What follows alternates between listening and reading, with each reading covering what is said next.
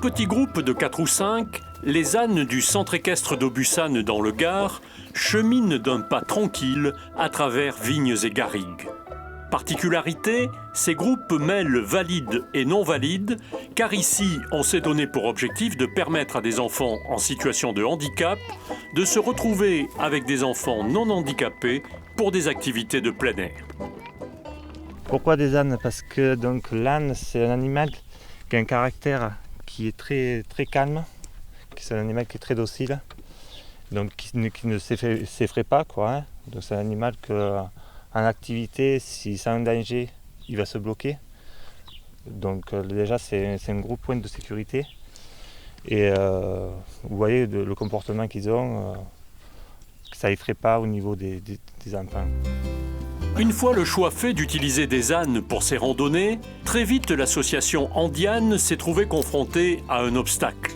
Le matériel n'existait pas. Il a fallu créer, avec les étudiants de l'école des mines d'Alès, des bas et des selles adaptés pour recevoir ces enfants polyhandicapés, souvent maintenus par un corset ou par une coque. Alors le travail avec ces étudiants-là nous ont donné plusieurs prototypes, voilà, grâce à eux, et puis un partenariat entre nous, entre des kinés, des ergothérapeutes. Ça aboutit à un prototype en 3 phases, avec donc une phase qui pourrait accueillir des enfants en situation de handicap très lourd, polyhandicap, donc adaptés dans leur corset. Les enfants arrivent dans leur corset dont ils vivent dedans tout le temps, et donc on pourra mettre l'enfant sur l'âne directement dans sa coque. Une deuxième phase qui ressemble un peu à une selle de tracteur, vous voyez, avec les jambes qui passent devant. Donc ça, c'est pour les enfants un peu moins touchés, mais quand même touchés, avec une colonne qui les maintiendra. Et la troisième phase, c'est une selle presque classique, avec toujours un maintien ou non, suivant le degré de handicap. Donc on peut accueillir aussi des enfants autistes, des enfants aveugles. Ces randonnées qui suivent des circuits adaptés sont conçues comme un loisir éducatif pour découvrir la flore, les oiseaux, les odeurs. Pour ces enfants, les bénéfices sont multiples.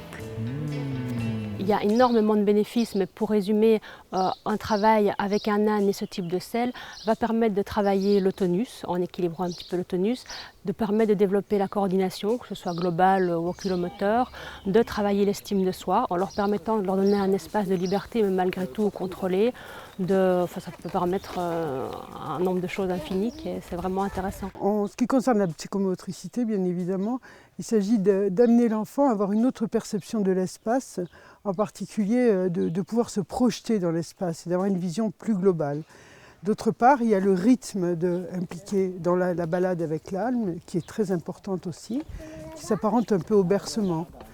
Et puis, pour les enfants, ça leur permet de mettre en marche un petit peu toutes leurs émotions et donc, a fortiori, de bouger leurs muscles, leurs yeux, tout ce qui est possible de mobiliser, et c'est très très important. En accédant ainsi à des endroits interdits jusqu'alors aux fauteuils, c'est l'accessibilité qui progresse dans un domaine, les loisirs et le tourisme, où beaucoup reste à faire. D'où le soutien à ce projet des responsables de tourisme et handicap.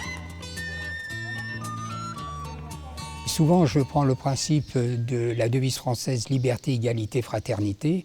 La liberté, c'est de pouvoir pratiquer des promenades à âne, comme ici, de pouvoir aussi, égalité, de pouvoir, comme tout le monde, pouvoir profiter des lieux qui étaient jusqu'à l'heure actuelle inaccessibles.